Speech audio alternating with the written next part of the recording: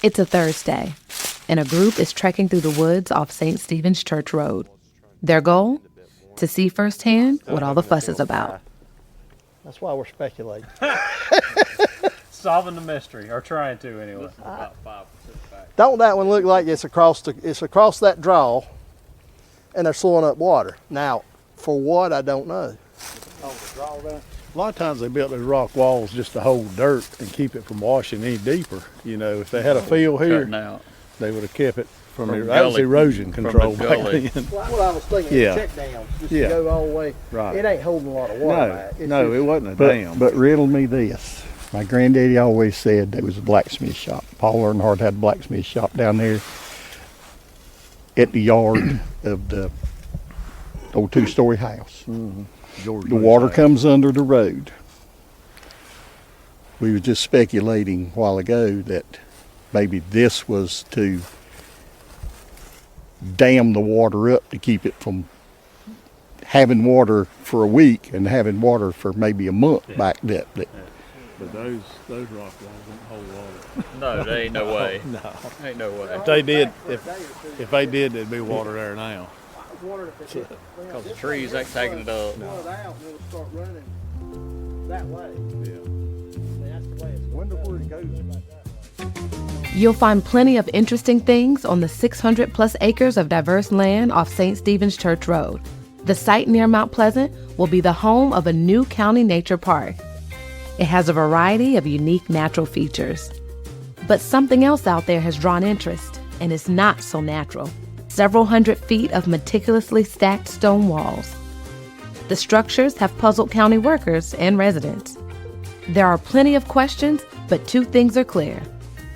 Number one, whoever built those walls put in a lot of time. Number two, they did a really great job. Those walls have stood the test of time.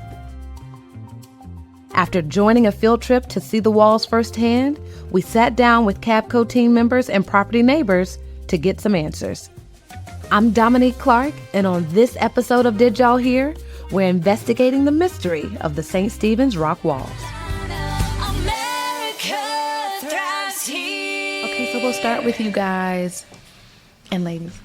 Introducing yourselves and your role. My name is Jacob Wentink. I'm a park program manager for the Active Living and Parks Department here in Cabarrus County. I have the privilege to supervise and manage a couple of our county parks and actually get to help oversee the planning of some future parks. I'm Daniel McClellan, Cabarrus Soil and Water Conservation District Senior Resource Conservation Specialist.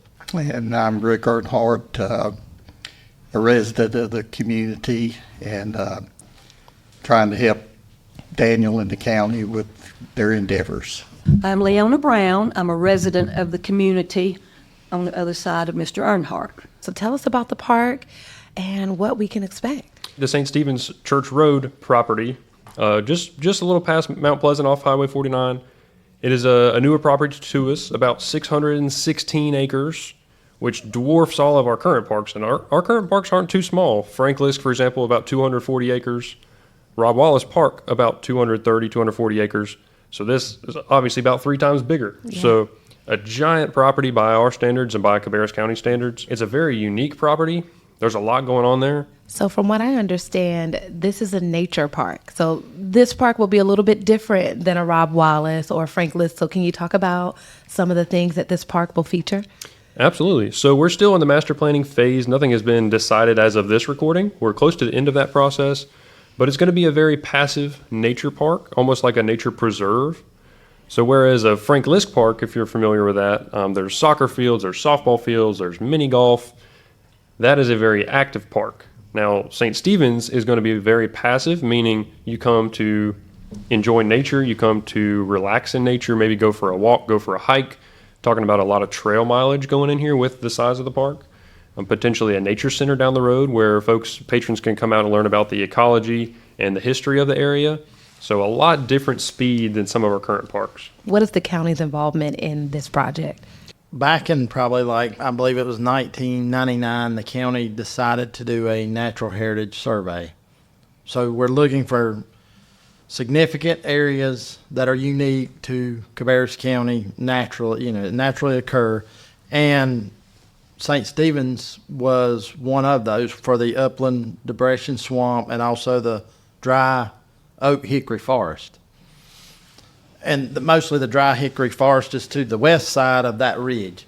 So anyway, we figured that, you know, these natural heritage areas, we would start putting money into our CIP budget to try to preserve any of those. So we did that for years, since 2000. I believe the commissioners approved it in 2002, the Natural Heritage Survey for the county. So we've tried the best we could to preserve any of those, like the Souther Prairie. We were able to purchase it and donate it to the state.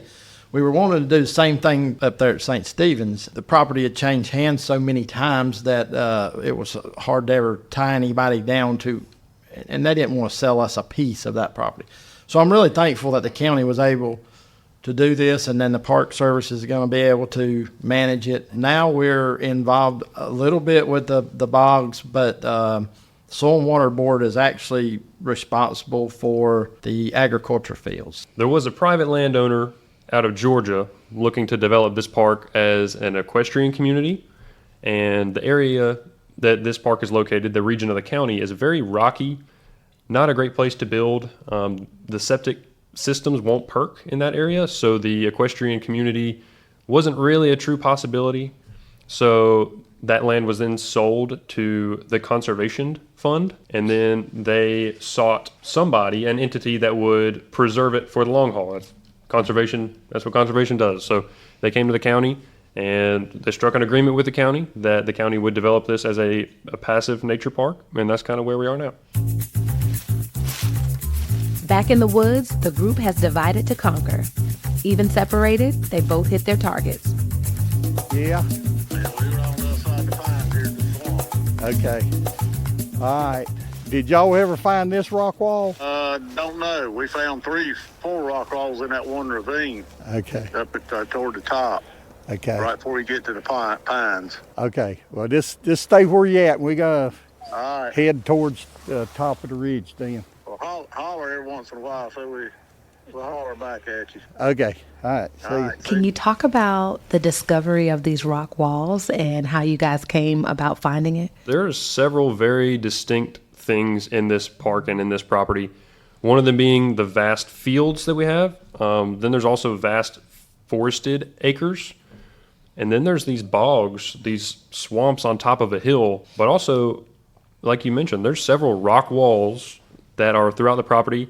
Some kind of cascading down a hill. Some are 500 feet long. They're about waist high. They're very neatly stacked. Looks like a lot of time was spent building them. And we still don't have a firm answer of why. We have a lot of different theories on why these were built, maybe who built them, what the purposes were for. Daniel, I know that you've had some involvement with the discovery of these rock walls. What do you know? What can you tell us? The original ones we found, back in 2002 or something like that, were just across where the draw for the water was. So they weren't very long, but they were neatly stacked. I mean, it was real meticulous work to stack those rocks the way to make it work right and as flat as they were. The other rock, well, I believe there's one 400 or 500 foot long or something that's we think was probably a property line. Now they're stacked the same. It's not pushed in there by any piece of equipment. Somebody stacked those rocks. What's sustaining the rocks? They're stacked, but what's keeping them stacked on each other? Is that just over time No, they're stacked. I mean, that's what I'm saying. I think they stacked them in a way that they were going to last the test of time. Yeah. No mortar. No mortar, Nothing. Just stacked. Just stacked rocks. Nothing holding it together but gravity and good placement. Yeah. I measured the longest one, and it's a little over 500 feet. Wow. And yeah, 500 feet long. And as far as all this, I say smaller ones, the shorter ones that just cross the gullies, there's probably roughly 10 of them, somewhere in there, 10, 12. And those are probably 20 feet long. Yeah. Now, Mr. Rick, I know that, you know a little bit about or have some thoughts on these rock walls that exist on this property. What are your thoughts? All of the rocks that you're gonna see in the fields are round, and these rocks were hand picked to be able to stack them in a manner that they're stacked in. I mean, it was definitely a lot of time and extensive labor went in to putting this thing up. Yeah. The long wall that you're talking about seems to be a property line because going back on the old maps, they are 2 or 3 fields that were farmed back in the day. Lentz Harness Shop Road was straightened in the early 30s. My daddy was born in 31, and he told me about where some curves in the road existed. Me and Daniel and some of these other guys, we have found the old existing road, and that is on the property. Yeah. These rock walls have kind of been a bit of a mystery, right? And I know you all have been on a search of figuring out the meaning of these walls. What are some of the things you've discovered along the way? Well, in the research, we've gone back into land grants and trying to determine what period of time that these should have been built. I think one of the things that we're forgetting in modern day is this was all barren land in our lifetime. But prior to straightening of Lentz Harness Shop Road and St. Stephen's Road, this would have been a main thoroughfare. This would have been how you got from one side of that ridge where we live to St. John's Church or whatever. And so I think that we need to go back and visualize this thing being robust, and this was the way of travel. And I do want to give some credit to Mitch Simpson. He has done an enormous amount of work in going back and researching the land grants, overlaying Cabarrus County. It's just a world of information. 2 of the grants that we have found that we're still researching is North Carolina Land Grant number 30 and 32. And we have gone as far as that we can go in Cabarrus County. This would date back, maybe we got to find something in Mecklenburg, and maybe we're going to find something in Anson, because Cabarrus was a county until 1792. So we're going back to like 1769 and working our way forward. The most likely thing about the rock walls, I think we'll all have a consensus that it was they were built sometime between 1800 and the Civil War. Rick, why was it important to you to get involved in the process of discovering what was going on with these walls? Well, I guess I'm a little much of a history buff, as trying to think what went on before us. And Ben Daniel solicited my help and couldn't tell him no, so we had a pretty good time doing it. Yeah, I'd known Rick for a good little while, and he lived right across the street from the place, so I said, well, he's got to know something about it. Lived there all my life, but never had any reason to go, with somebody, yeah. The excursion began with a huddle inside a garage off Lentz Harness Shop Road. There, the team plotted their course. Yeah. What you sent me was down here. Yeah, that's the first one I sent you. I thought was 1,600 feet. Yeah, okay. So where I think it's at is right. So the bog is sitting right here, right there. Okay. See that water? Mm-hmm. Them trees right there. The top of the hill, kind of top of the ridge, is where they had. Okay, so we got up a little bit. I think it's down this draw right here, and then it goes. That's this creek right here. Yep. That's this creek right here. And and right here, water's got to go one way or the other from here, right? Yeah. I think it goes back down this That's way. right. And goes across the road down there. That's right. Are we ready? So you didn't bring a gator. No, we're gonna have to walk. You didn't bring a. Somebody said they wouldn't let him have a gator. They took the gator away from him. You all wasn't gonna be able to take you right there to the road and go back. Okay. And we got the GPS Yeah. coordinates Yeah. for everything that we've seen so Well- far, so we can go back on the map and. We got we got the big one down there, right? Yeah, we're like All three of we those coming- are, and then the wall that goes that way, I'm not real sure. You know that first wall we seen down there? Yeah. And it was hand laid, I do believe. I don't think it was pushed up. I may be wrong. Did y'all come by that big rock pile right here at the edge of the pines? Yeah. We seen that, right? Yeah. We seen a pile. But they wasn't stacked. They was dumped in there. Yeah, the ones down. Yeah, the way I've always come in's come down on the other side of this because the actual trail goes over yonder across this thing, and then come in at TN. that way. Well, Whatever y'all. Somebody if gotta y'all make the wanna walk first that move. way, It don't matter. Y'all. Where y'all want to go? Y'all the boss. Y'all just took the V line here. We took the scenic.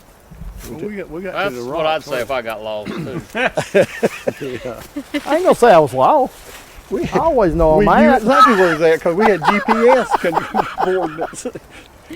Now, Couldn't tell nobody how to get to us. Which way's your house? We didn't see that many flat rocks laying around.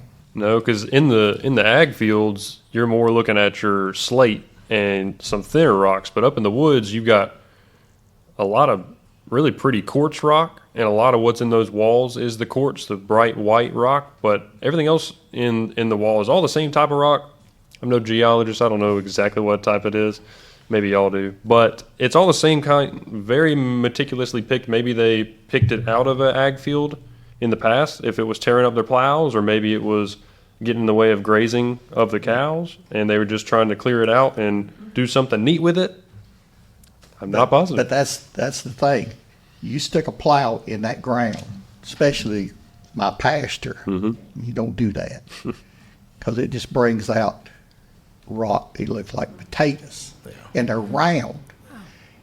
And most of these rocks, they're big rocks, and they're like bowling balls. You know, Well, and I think that has to do something with those fault lines. I mean, that's the geology of the area is based on those two fault lines that run on either side of that ridge. So it's a wide range of rocks out there.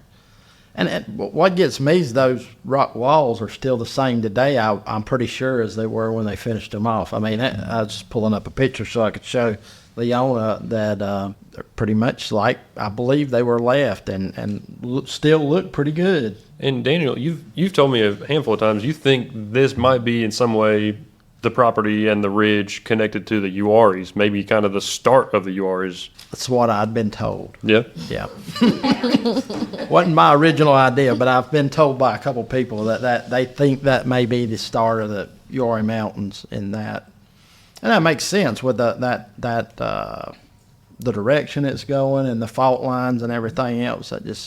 But from what I can read, that ridge is about 35 miles long. Going from down below Mount Gilead Church all the way up through Gold Hill to what they call the Flatwoods. And yeah, you're getting close to the Uari. What's interesting, none of the rock walls are on the west side of the ridge at all. Yep. They're all on the east side. So we think that was protecting those fields that were down there at one point, and I believe, if I'm not mistaken, all of the depressions, if they do run over, they're running down to the east side of the property more so than the west side. Yep. But the west side is so rocky.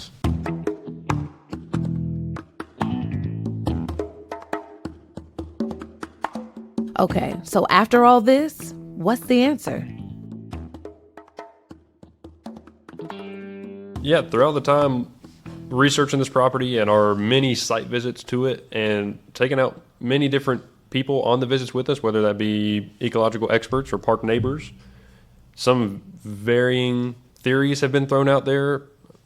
like Rick said there potentially were dams to slow the water and potentially run a small mill operation out of. Now, I don't think there's enough water speed and water pressure to spin a wheel and to make it worth the time for a mill, but maybe they were dammed up as watering holes for the cattle. Or maybe one we heard was terraced gardens back in the day when there were these old houses that lived in the area. They maybe have dammed up to catch the topsoil that was running off and then have a fertile garden and plant household crops, your tomatoes, your peppers, all that good stuff. Again, a little far-fetched for me, but it's been a theory that's been thrown out there. One I heard when we went out there with the whole county, when we first went out there, when we went out there when the county was thinking about buying it, somebody said that they thought that was like a place where a wagon could go across that rock. And I thought, there ain't no way a wagon could go, not a wooden wheel wagon's not going to go, it'd be broken 2 seconds. So, no, I haven't heard. I mean, the water containment, but I mean, usually you'd have to line that with some kind of something that wouldn't allow water through it. And those rocks are just, so it's got to just slow it down. That's the only thing I can think. I'm convinced that they are water diversion. I think they have something to do with controlling the water flow, not so much. We never did find a containment facility, did we? And there's no way to stop that water and dam it up. However, somebody had told me that they were a dam, a small dam somewhere down there, but we haven't found it yet. But we'll keep on searching. In my opinion, I'm convinced that water containment was what it's for. We're hoping to find one of those rocks with it inscribed in there telling us Yeah. Well, it's not tall enough to be like the King Kong fence to keep the booger out. They just keep the water out. The first, when I said something to somebody, they said, oh, that was probably, little knee-high fences for pigs. And they would put pigs up there and let them eat the acorns and stuff, fatten them up. But I don't think. Yeah, I don't think that. But I don't think it's animal containment at all. What's interesting, there's rock walls down below on Dutch Road that look just like this, as far as walls. As far as the way they're built. Yeah.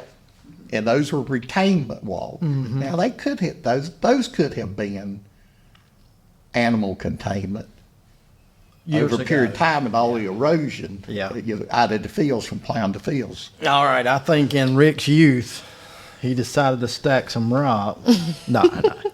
I believe it's water containment or water diversion to prevent from erosion. I think the long rock wall pretty much was going in a square that follows the property line of somebody's farm. Now, it took a lot of work to put that in. Don't know if it was just for boundary purposes or it was for animal containment. But whatever it was, it took a lot of work. The rock walls will be maintained throughout this project. It'll still be there. What is the significance of keeping them intact? Since we don't have the firm answer of what they are, we're going to keep digging on that until we can find a firm answer. And thanks to our neighbors for helping us out with that.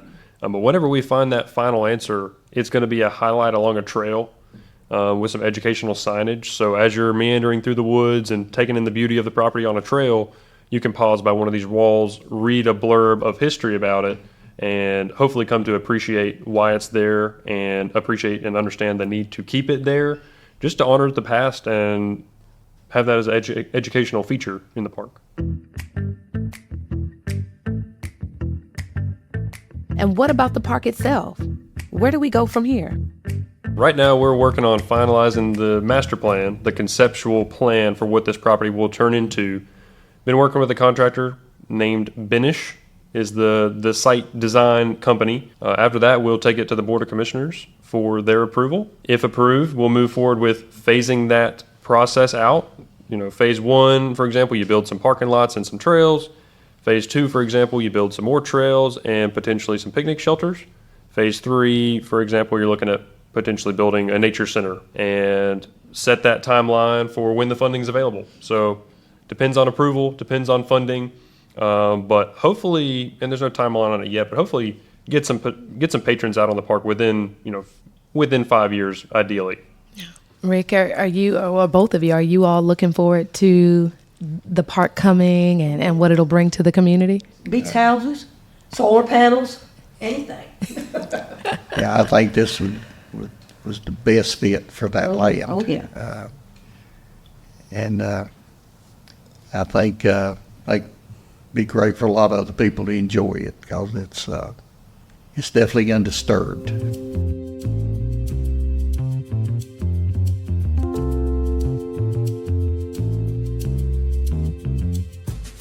If you enjoyed this episode of Did Y'all Hear? Subscribe and give us a rating wherever you're listening. Oh, and by the way, if anyone has any information that could help our team determine the purpose and background of those mysterious rock walls, reach out to me at daclark@cabarruscounty.us. Thanks so much for joining us, but before we go, here's one last take on the origin of those walls. So legend has it, in that northeast area of the county, about 400 years ago, give or take, there was a giant chipmunk that ran around terrorizing cattle, crops, farmers, wagoneers. And so these walls were put in place in hopes to contain this giant chipmunk. Efforts were futile. Many cattle and crops were lost in the process. And actually, if you go out there today, on a warm summer day, you may see running around the walls some baby chipmunks that are believed to be the ancestor. That's what I've heard, talking with neighbors, doing my own research. I don't know how true it is. Just a thought.